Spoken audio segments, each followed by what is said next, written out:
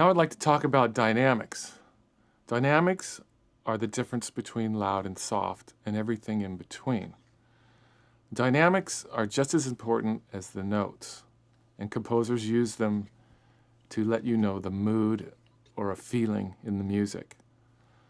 When it's soft, it could sound sweet or mysterious, or loud could sound exciting or scary.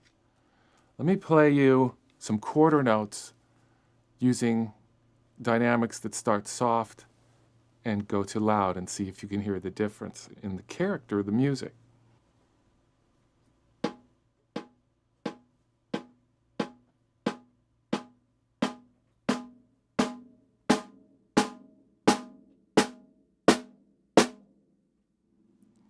Dynamics are a way of changing the expression of the music from when I started soft, it sounded very far away, kind of mysterious, to loud and very insistent and maybe even a little scary, I think.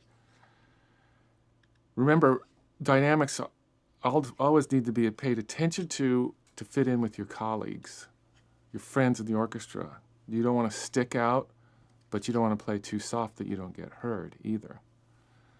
Let me see if I can give you an example of the wrong character. Think of a lullaby like Rockabye Baby. You're trying to put a baby to sleep.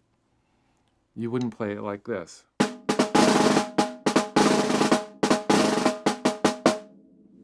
Nobody's going to fall asleep to that. You would want to play it with the right character.